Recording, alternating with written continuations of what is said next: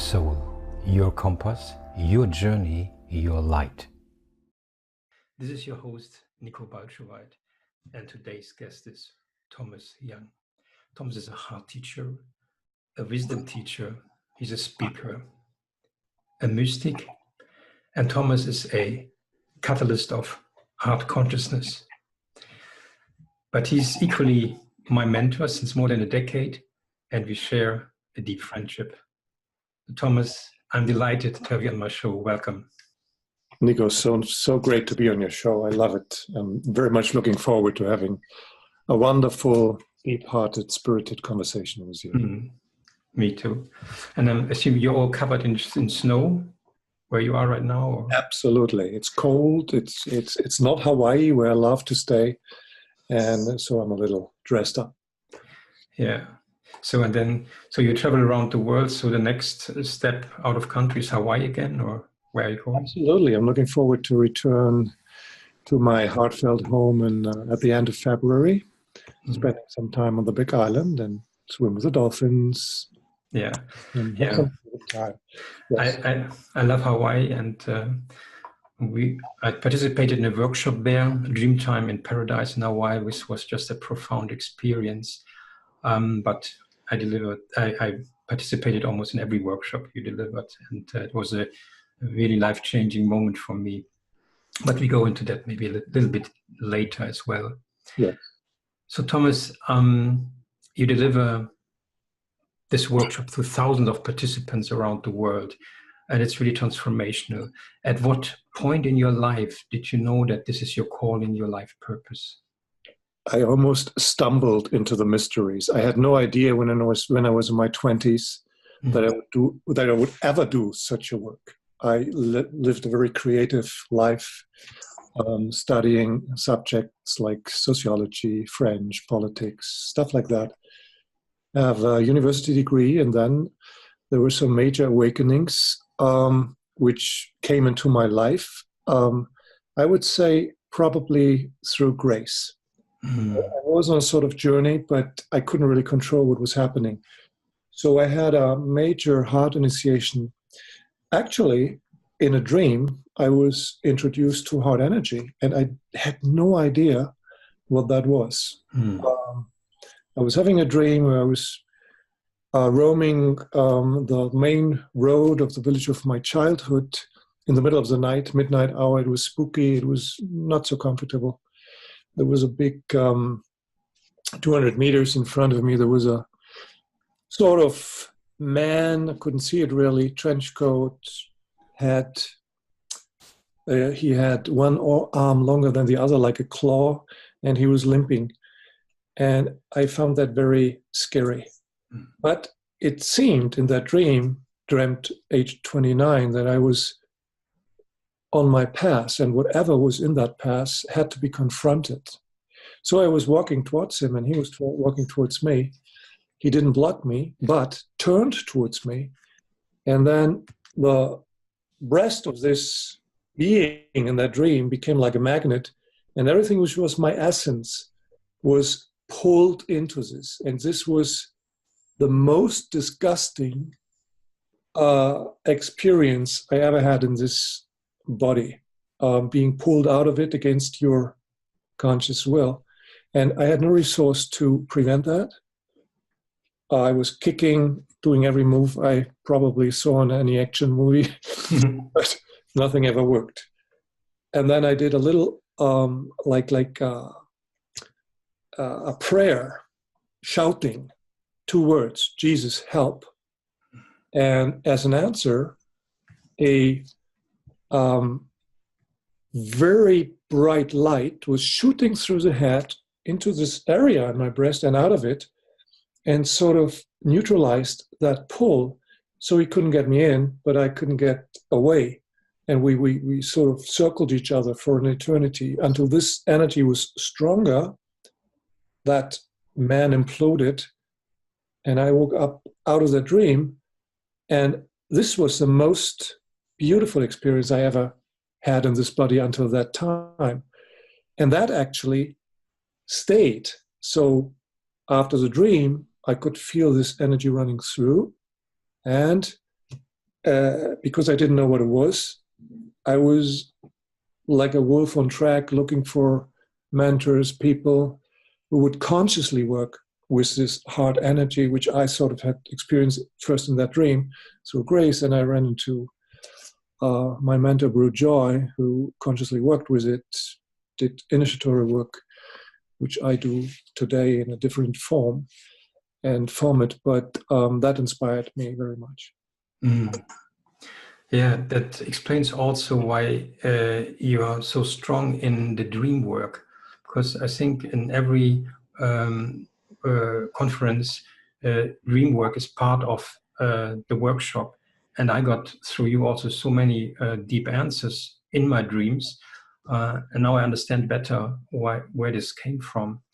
So did you have immediately like this feeling of reality that this dream is so impactful? Because afterwards, yes, you felt something, but the question is, do you wake up and say, oh, it was a dream, or was it so real for you?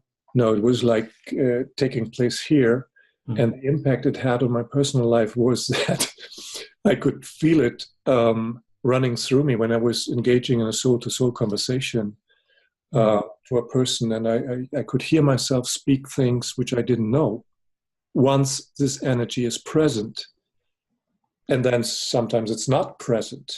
And I was trying to figure out why is it present here, why it's not present there, until I realized that there are people who are just want to play around with a little mind game, putting questions, not really on a soul search. Mm. And this energy doesn't want to be there. I thought that's perfect. I don't have to worry about it. But if somebody really has a yearning to get into touch with his essence, it's there. And dream work, or I think, meanwhile, I listen to tens of thousands of dreams of individuals. Mm. My perspective is that in the West, we have a certain prejudice, or our value system says this is a day and the night is not so real. And I see it differently. I don't see it like dream versus reality. I see it like reality versus a different reality. So it's like two levels. The beauty of dream work is you dream, how do you say it? The sensor, the mind, is not present. So you have a much more direct access to the deep arenas of the psyche. And the patterns which are like choreographing your life are as well in the dream as in your everyday reality. So if that dream gate is open and working, it's a very good channel to navigate the guidance of your soul. It's not like if you're not a big dreamer, you're not spiritual. It's one of many channels. But there are individuals who have a good praying channel, a good healing channel. Some have a good meditation channel, and others are getting the information via the dream gate. So we have, if we go into different cultures, so many protocols. All the dream time of the Maoris, the Aborigines are dreaming their being into life. Christians in the Bible, a lot of dreams.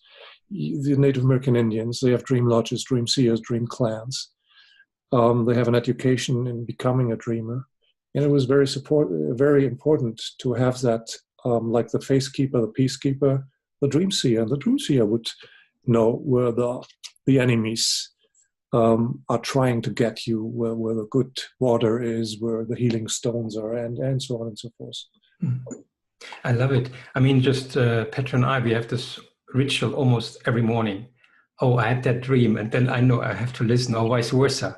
And it shows us so many things. And you introduced me to the depths of dreams and what the soul wants to tell you. And then the last couple of years, I studied a lot C.G. Jung, where he also basically explored and explains that you have two levels of consciousness, and you cannot access usually the less conscious element in you except for dreams. And he took it like tremendously serious, and for him it was even more a reality than day-to-day life. Yeah. So, and I like this also the way you say it's like a gate, it's like a channel and many people get their information through dreaming. When you say it is grace, and you find out how to be more in this flow, what do you do today just that brings you in that state, or do you have it just all the time? No, but I want to add something to what you said about Xi Yang. Yeah. The funny thing is, our everyday consciousness makes maybe 15% of the psyche, and 85% are unconscious. Now we are putting all the stress and all our energy into this 15%, which is rather ridiculous. We are saying, oh, this is the ego, we have to saturate it, and we just glorify it. Whereas all the mana, all the resources are in those 85%. If we would have the guts to conquer our fears, find out about our talents, go into touch with the sacred dream of our soul, that sort of thing. Now, coming back to your question, how do I connect in everyday life? What I do is I practice a daily heart-centered meditation. I go into my heart in the morning, and it's very creative. Sometimes it's just entering the stillness or the void. Sometimes it's cultivating 4 qualities, such as compassion, innate harmony, the healing presence, unconditional love, as you know, the ones I work with in order to have them present through the day.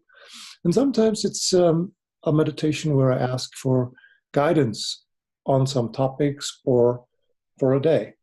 So, but I take this time for my soul every morning, because I find if we do not sort of align ourselves daily, right from the start, with our soul, we will have a day, of course, and we will navigate, but it's a difference to navigate in alignment with your soul and with your heart present or not.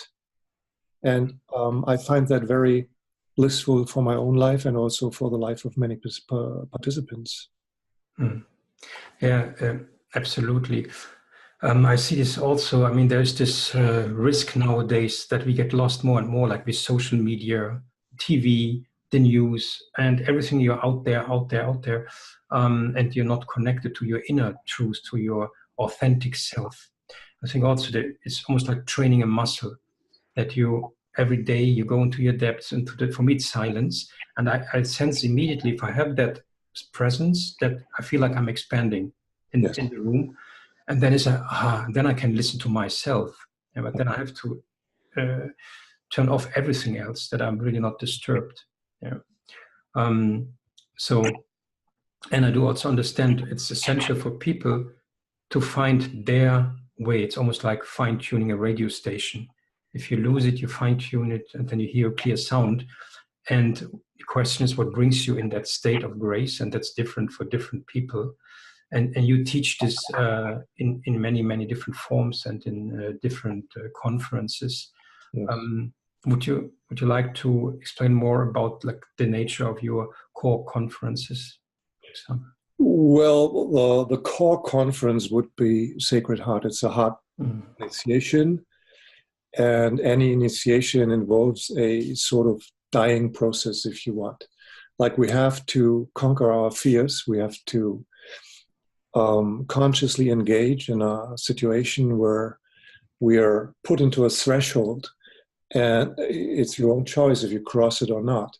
But from that, Sacred Heart would be like 10 days, and you would be prepared to get to be most receiving, to be completely receiving. And this is like letting the old personality die almost. And then if you're open enough, you're getting connected through this initiatory process, through the ceremonies, with the very depths of your soul. You have the fullest soul contact possible. And this is like a reverential experience. So you know how that energy feels, apart from you have heard it from a teacher, you have read it in a book, or somebody else told you it's there. It's your own experience. So you become the lab of consciousness or your own journey. And once you have that peak experience, you know how to reconnect with it. It is as if you fine-tuned your whole system to that frequency, and you know how to connect. This is what I consider the most important signature conference, essential conference, core conference, because from that foundation, all passes of healing, of clairvoyance, of dream work, of oracular work, of working with the ancestors spring off. So, and I'm, I guess, a very good testimonial of that, because in 2006 I received my heart opening at your conference, and guess what? I have something here. This is my journal. wow! 2006. It's still, it looks a little bit overused.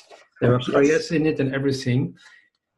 And I have to say, before I met you, I didn't know a lot about feeling, or I always tried to be a happy guy and not to be vulnerable, not to share anything. Yeah. But then you nicely forced me to share things openly. So I went through a process, but then just to really feel, and as you said, to have an experience of heart in all directions, this bliss, this joy, this pain, this emotion, this shame, this guilt, everything, where I just realized where you were holding space for everything which is flowing through people, what they experience, any process. And I just really felt safe to explore that and to go deeper and deeper. And now the most interesting part is that podcast for your soul. Yeah. I believe that this idea was born 2006 in your conference. Wow, that touches me very much. I'm getting a shower of energy. Yes, yeah. And because when we did the period of silence, we were not allowed to talk, and we did some journaling, and then in that process where you really totally open, we got we didn't eat also, so it was very purifying. And then I was just asking, what is my real desire? Yeah, why am I here? And then the question came up is, I want to listen to my soul. How can I listen to my soul? And then in the conference, I wrote a letter to my soul. Wow. And this, as of today, and I also read it during the conference, but as of today, if I feel lost at any time, I go back to that letter. Wow. And now, as you said, it's so easy to re-establish that connection, because I have an experience which I anchored in your conference, and the initiation. And so now I experience soul. It's almost like an electric current around my body. And I feel like I have to smile. The moment I'm in touch, it's almost like there's something bigger than me. There's a life force around me. And I know, I'll come back. Where have you been? I could hug myself. And that's also where your qualities is just this unconditional love for yourself, and compassion for yourself and others, so innate harmony. It's all there in one moment, and it's because of you. And I think that is a huge differentiator for you as a spiritual teacher, because I visited lots of workshops and I was on my journey. But I think what you do is really, you help people to have a profound experience in a safe environment. Yeah. It's safe and unsafe at the same point in time.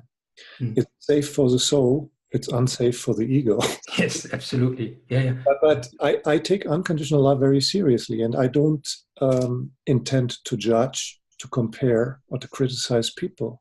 But I intend, of course, to speak the truth that I see in the most loving way possible. That makes it safe for the soul, and then a lot of people relax into this heart energy. And what you were saying is that.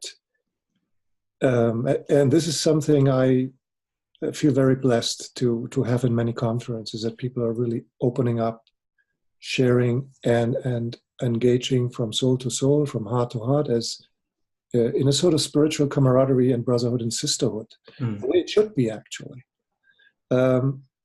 So yes, I'm holding that space. I also want to add that there are also tendencies that people try to consume this, and then it doesn't work. So it's like a resonant dance with the one who's holding the space, and you are holding the space for others as well. And once the individual who is there is open, has a yearning, really wants to experience, it is as if something the teacher opens up and gives everything. If there's someone who's sort of caught into his or her egoic frame, which can be, there might be a sort of different dance, which is also guided. So we have to, the circle is safe, but it's not in a therapeutical sense safe. It's a little wilder. It's because the idea is breaking through the everyday containment in which you are caught, in all your conditioning, in all your old ways of thinking, of feeling, of being fearful. And so people also have to be bold, daring in opening, and to consciously look at their fears. The focus is always on the heart, but everything will come up in that process. It's just like if you switch on the light, everything which is in the dark just shows, is there, and is ready to be transformed. Mm-hmm. So we have to know that it's not like, oh, we go there and then we meditate ourselves into the heavens. No, it's a very deep, deep, deep process. And in this mystery school work, we have one movement into the very depths, one into the very heights, and one into life. It's like this threefold movement which we have tried to engage in every conference. Yeah, and what I admire also is that you have such a, also apart from the loving heart, a mental clarity to have the discretion to just sense immediately who's open or who's playing a game or who just wants to consume. And then it can be wild. I'm a good example for this as well. And I think it's also important for the listeners out there. There are many people who deliver workshops themselves.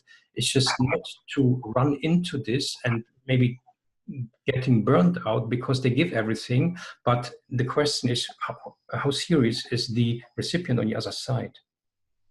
Yeah, you have to know who you are yourself and how to operate with it. But this is something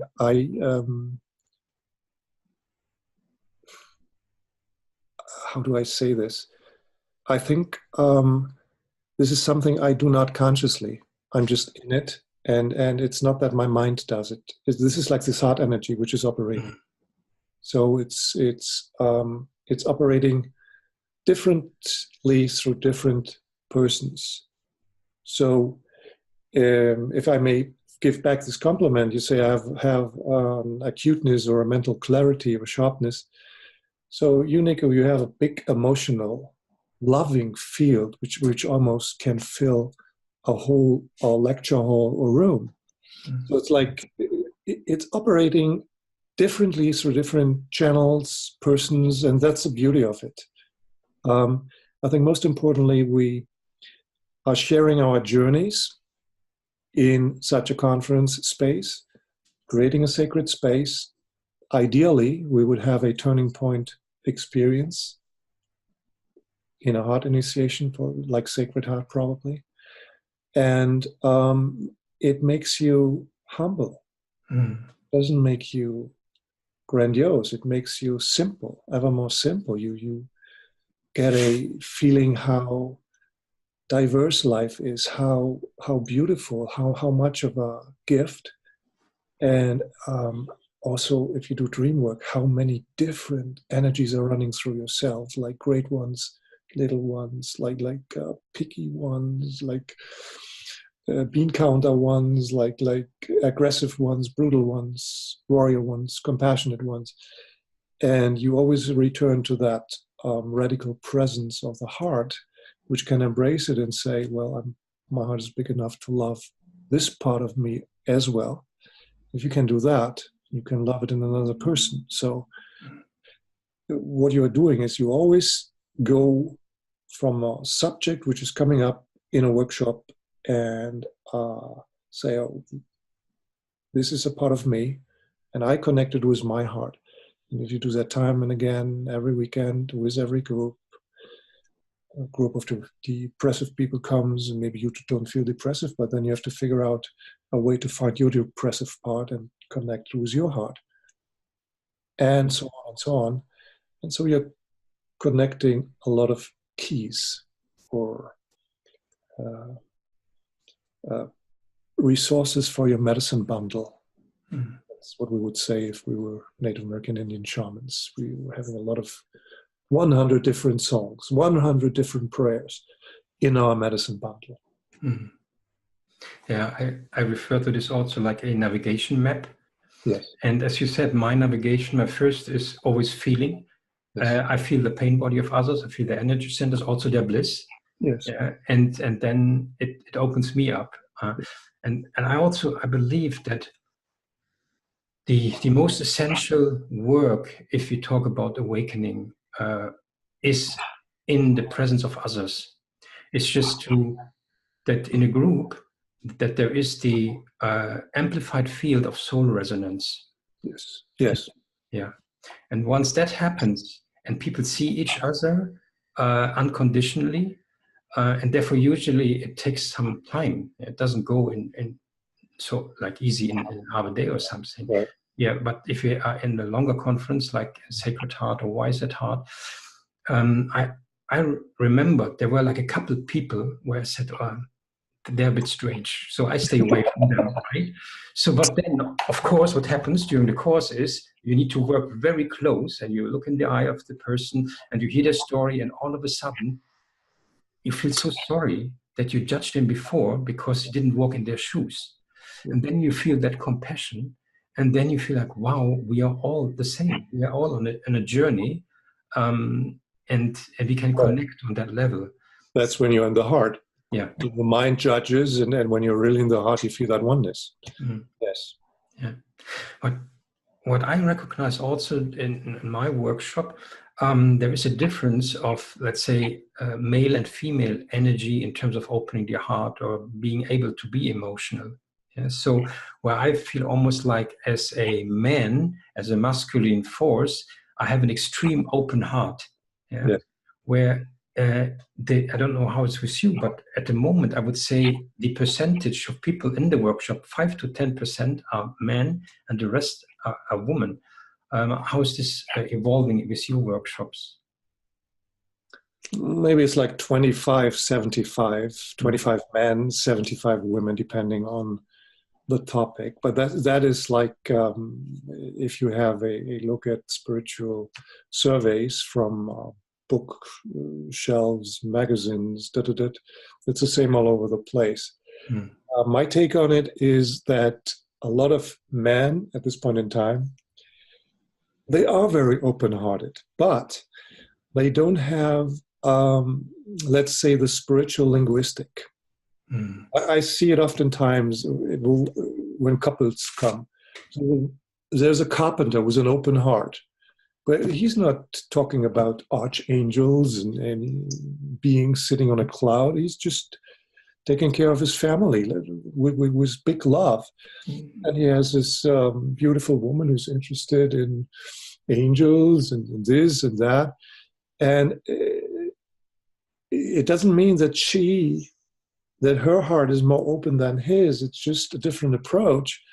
And we have to value also that someone who's singing, chanting in a football stadium for his club. This is like Sunday service. It's like a religious act. You're being one. You're worshiping your gods down there. It's just a different arena. And I think we have to communicate about it, and to just invite more and more men into the strengths of the heart center, because in the cultural perception, if you talk about the heart, it's considered to be a little fluffy, it's considered to be romantic, but it's not considered as the essential source of your innate soul strengths, which it is, and the most direct connection to the core of your soul, and from there to the heart of God or the universe, however you may feel that. And this is the way I see it. And if that is communicated, more and more men will probably also approach their own hearts in different ways. And I feel them coming into the conferences more and more. I love it. I love it. Because you know what? I was once in Atlanta, and I went to the baseball stadium, Atlanta Braves, and they were like leading the World Series. And there was something magical happening, that for 7 or 8 games, they won their game in the last inning. Which means opponents, they somehow knew, oh, now the last inning is coming. So I'm in that stadium, and the symbol of the Atlanta Braves is a tomahawk. All right. And at the 9th inning, all of a sudden, like 90,000 people start with their tomahawk chops, and they start singing, whoa, whoa, whoa. Yes, whoa, like this, right? whoa, whoa. Yes. And then, of course, one guy of the Atlanta Braves made a home run, and they won again. But exactly as you said, the moment I was there, like, what's happening? And I had this goosebumps, this expanded field, and I never heard someone talking about this and saying this is like Sunday service. But it is like an experience of oneness in the arena of the tribal chakra. Say the root chakra creates oneness in forms like this: my clan, my tribe, the Atlanta Braves, and we are one.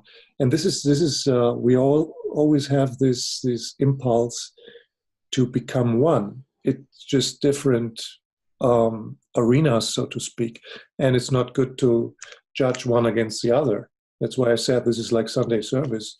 No difference. Different field, different arena. Yeah, it's also part of my desire with this podcast is really to connect spiritual cultures around the world. So and that every culture has their meaning, and their tribes, their rituals, and their wisdom, and we can learn from all of that. So that's beyond any religion or race. So right. Yeah, beautiful.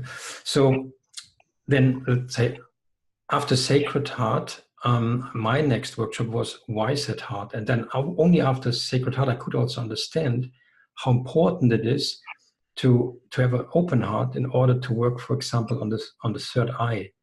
Absolutely. Can you share a little bit about Wise at Heart as well, or? Well, Wise at Heart is the only other conference where I do initiatory works. I maybe created 60 different workshops, 80 different workshops, but there are 2 conferences which work with ancient ceremonies to initiate into the resource of the heart or of the third eye. If the foundation in the heart is not there, this area can fragment you.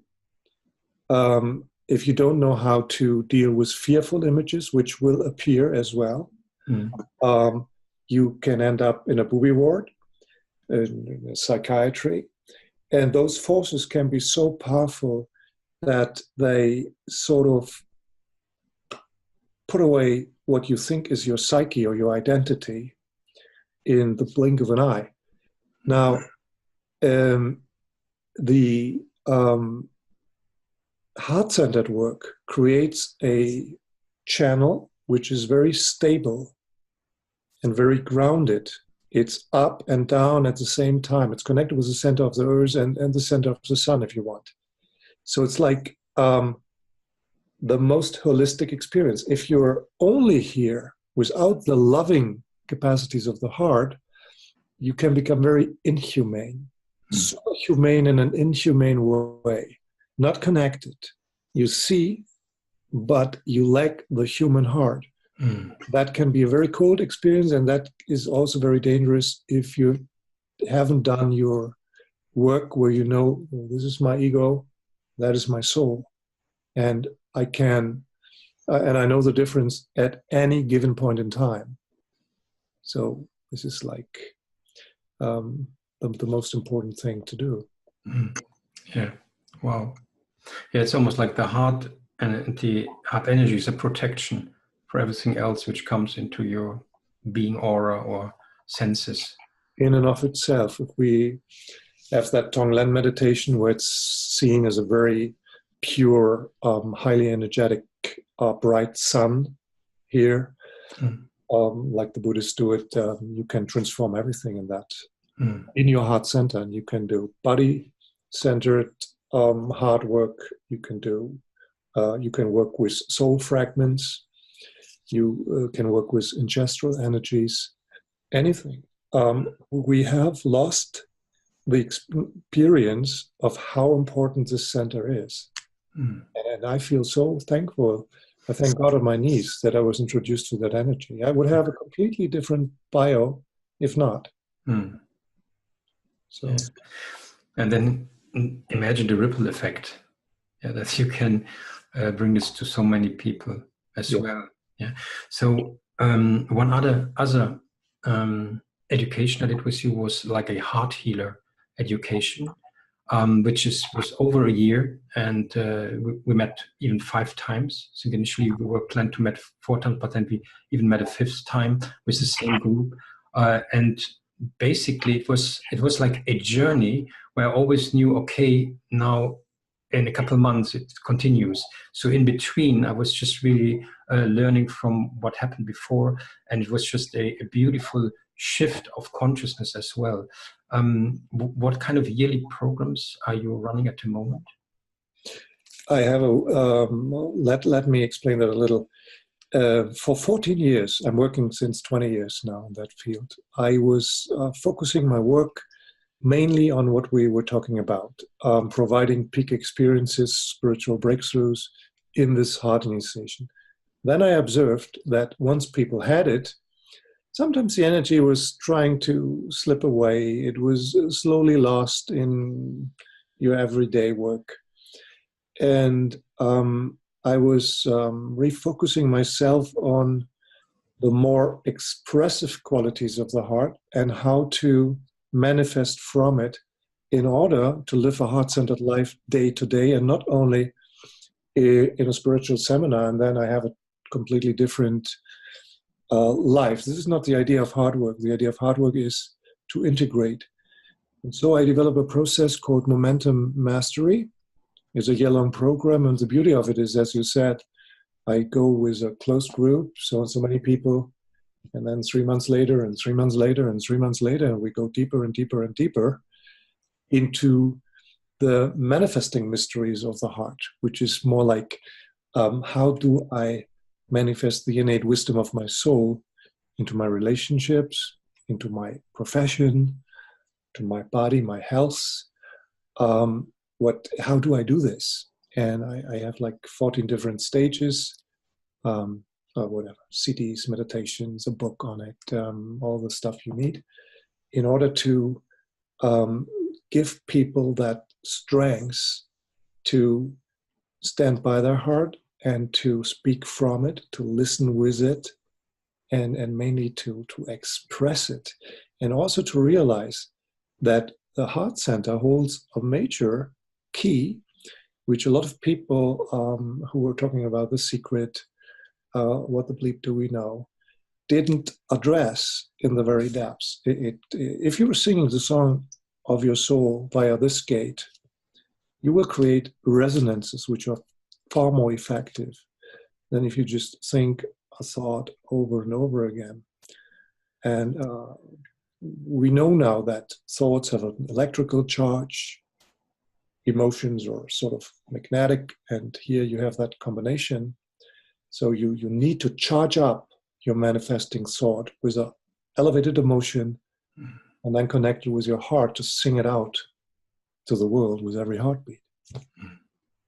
Yeah, this is this authenticity also from the heart. And I have an issue with the manifestation books and out there. For me, quite honestly, that's my opinion, it doesn't work that way. And the reason is, if I tell myself I'm rich, yeah, but the underlying current below the iceberg is the fear of lack, of not having enough. The emotion is not supporting the thought. It's going nowhere. Yeah?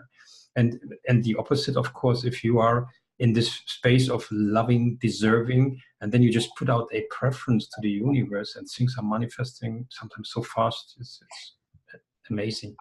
Absolutely. Yeah. So, and this is Momentum Mastery is now like 4 times a year, or the yearly program, or?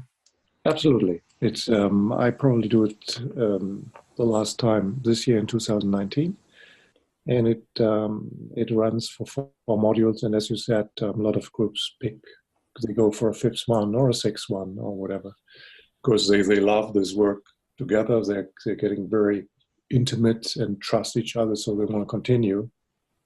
And sometimes I can provide it, sometimes not. Yeah, and that we had that experience also. I didn't do a full year program, but I went to Mastery in Arizona and Sedona, which was just amazing. And that's also, I think, the way you are guided to create experiences where we just then walked on different soul journeys on vortexes in Sedona. And there's so many, it's basically, I feel like I'm taken to a different dimension where I can explore more of myself in totally different ways. Yes. And that helps to awaken or to embrace what's moving through me. I think the most important thing is, even if we work in a spiritual setting, we are still very fragile human beings. And even if we try to be as conscious as we can, there's still a large arena unconscious.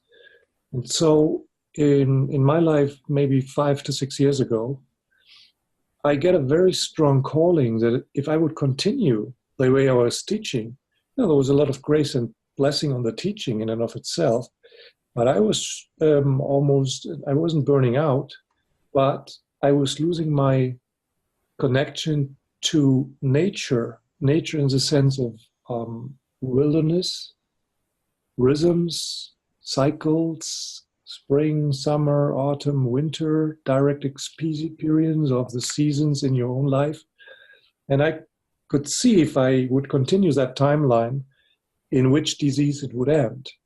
Mm-hmm. So the calling was to get back to nature, do more work in nature, combine it with walking, as you said, on the holy sacred land of the Native American Indians around Sedona or Gozo or Hawaii, wherever, the Pyrenees. And that made a huge shift to my own physical system, which is much more vital and stronger now than 5 years ago. Well, I'm 5 years older, funny enough. And I see a lot of people right now where not only political energies are so extreme, but the raising of the energy fields is making people, on the one hand, much more spirited, but also less grounded. And as you said, those zombies who are like smartphone zombies, who are like connected to their smartphones and not listening to their inner voices anymore. And all these developments require that we also put a lot of focus back on our physicality. May it be through diet, may it be through detox, may it be through daily meditation, daily workout. This is the temple of the soul for now. And it's a huge gift to be in a body on this journey. And to have a feeling heart. Sometimes I find it so funny. So a lot of spiritual people, all they want to do is getting out of the body. Out of it, out of it, out of it. And then when they are dead and they are out of it and floating around as a spirit, circling the earth, all they want is to go into it. So they always want the other thing. I think it's very important to have both at the same time, to connect heaven and earth, spirit and matter, time and timelessness in your heart, because this is where we have that holistic experience. Not here, it's here. Yeah, I think this is also the greatest gift in this incarnation, that we are allowed to experience both, like the physical form and the spiritual dimension, and have a sense of both of it. And we need to be grounded, and we need to take care of the temple for our soul. And my experience is the same. I mean, I'm now fitter and healthier than this 40. Yes. And it's a shift in consciousness. And also there is a lot in that area that many people are shifting. But you're right. If you need to do it holistically, and you need to have opportunities really to work on your body and your strengths and health and everything. Yeah, Absolutely. beautiful. So you have many CDs with guided meditations, which I use regularly. And I mean, if you run out of CD, you can ask me. Oh my! This is the CDs, and they're really it's deep, because it helps specifically after a workshop then to reconnect. And your new CD is Healing Flow. Yeah. Can you explain a little bit about Healing Flow? Well, the idea, first of all, the CD was a guided meditation is one form to connect. There are also forms through stillness. And the aim is to have the most deepest connection between language and consciousness via a voice and combined with music. So ideally, it touches you very deeply and guides you into a space which the individual who created it had accessed before, or which you can access in the same manner.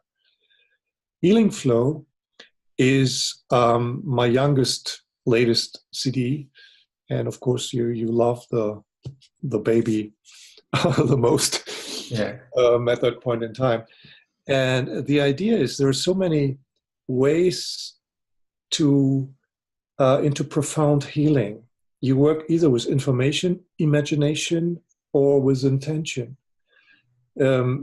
Information means you're taking a pill, a substance, a healing balm, which contains the information of a plant, of a chemical, something, and you connect it with your own physicality, and it creates a healing movement. If you work like a spiritual healer, like a shaman, like a kahuna, like a medicine man, you're working a lot with imagination. So let's say I come to you, my shoulder is hurt. You would see myself with that healed shoulder and doing tennis movements and boxing movements and this and that, and everything would be okay. And you would apply this image somehow, magically, consciously, through my second body. You would sort of make it happen that that image which you carry travels into my system and creates a healing movement. So we work a lot with healing imagery. Now, what I'm interested right now is another step. Is it possible to just set out, to go into a very deep centered space and to just set out a little healing intention, like just a little bing, and then let the soul do the healing, not knowing if it's the shoulder, whether it will go to the shoulder or to some part of your brain which sort of coordinates the shoulder, or to your heart first because there's something which you don't know, or to the belly first because there's something which is more important than the frozen shoulder, blah, blah, blah. So I'm researching on how we work with intention, just a little intention, and how we become so receiving that the soul can enter into this healing flow out of that now experience and create that healing movement, so to speak, opening up the neurochemical portals and put them onto go, and the healing movement will take place. It's not better than the other forms, or it's just different. I'm exploring different arenas of how to heal. When we were doing the healing work, Heart Healer, we were exploring a lot of imagery. We were working a lot with images, with quantum waves, which letting go of that images. And now I'm circling around this. How does simple intention work if we find the right frequency or space from which to set that little ding. And then we sort of step aside and let the soul do the healing work. And this meditation healing flow is, it premiered on a huge congress in Basel, on the Flow Congress, and I did it with 1,400 people. Mm. And you could hear a needle fall. They were completely immersed in this space. They were stepping aside, and I never had that experience before with such a big audience that you didn't hear anything. Like everybody's coughing sometimes, or eating or something. Nothing. And that was very touching. Mm. So the CD's in German for now, right? Well, now it's in German, yes. Yeah. Wow, yeah, I can sense it, I can feel that. And it's almost like when you talk about, when you did the workshop, it's just really an invitation to the soul to do what's best for me. Yes, there is a preference, but I just invite, beloved soul, please take care of that. Whatever is best for me. And that's, I mean, this part of surrender in that makes it even more powerful. But it also with your meditation to guide people into a deeper state of awareness that they really can invite the presence of the soul into their physical form. Or very well stated. Absolutely. Yes. Yeah. Yes, so, and obviously I will put the link, which is healingflow.thomasyoung.com below the podcast, so everyone who's listening and speaking German for now can order it there, and having the experience then at least in this way. And also, of course, we have then the link also to all your workshops and everything. Thank you very much. So Thomas, if you would have the option to go back now and meet yourself at the age of 20, what advice would you give to this 20-year-old boy with blonde, long hair, curly hair? Well, I would encourage him to be even more trusting, more courageous, more embracing that which you do not know. I think with 20, we're still embedded into maternal and paternal energies, as every young person is. And I would tell him to become even more of a daredevil, risking more, trying more, speaking more directly. When I was 20, I wouldn't say my voice was free. There were a lot of like patterns of shyness, of fear, this and that. So a lot of concerns about the others. And so that is very important, that people learn how to speak their own truths, no matter what, to maybe, if they want, find their way into the heart mysteries. I don't want to put it on people. I don't like spiritual ideologies. Everybody should choose. Somebody wants to do yoga, fine. Somebody wants to explore the heart, welcome. Somebody wants to go to Ecuador into a shamanic training, beautiful. So it's like, for me, the heart connects it all. And in every shamanic path, religion, spiritual training, you have that essence. You can connect directly. And I find if you want to talk to 20-year-olds, you also have to realize that a profound heart-centered teaching, like I'm doing it now, maybe is not for 20-year-olds. You first have to develop your ego. You have to find a way to ground yourself into the world. And then 35, 40, 50, you come more and more into touch with the transpersonal energies, and where you transcend that again. So it's very important to have a clear sense of in what phase of life a person is standing. Of course, there are many far developed souls who can reconnect, but they also have to do their own development. And if you put them in touch with the teaching age 20, which is targeted to transcend physicality, to become very transpersonal, it can sort of might not always be helpful. Mm. Yeah, that makes perfect sense. I mean, I'm just thinking about the pyramid of needs from Maslow. Yeah, Maslow. So, and if you don't have the base foundation set, then is it possible to go into spirituality if you don't know how to pay the next rent or whatever, or how to build a career or provide for a family? Yeah, wow. And it's important to see that as spiritual as well. It's not like this is spiritual and this is not. It's important to see that building up a family, developing a career is also a spiritual act. It's not like it's there in the seminar and it's not there with a banker, with a soldier, with a cop. See it that way. Yes. So the message for the younger people is trust yourself, be more brave, and speak your truth. Yeah. Be very trusting and very daring. Yeah. Yes. So Thomas, thank you for sharing your soul journey and your work with us. And I can't wait to see you soon at one of your workshops. So thank you for all of it, and namaste. Thank you very much, Nico. It's always a pleasure talking to you, and just like feels like a wonderful welcome because you have that open spirit with which you listen and that heart. And so it's has been an honor to talk to you. Thank you very much. Thank you, Thomas. Bye. Bye.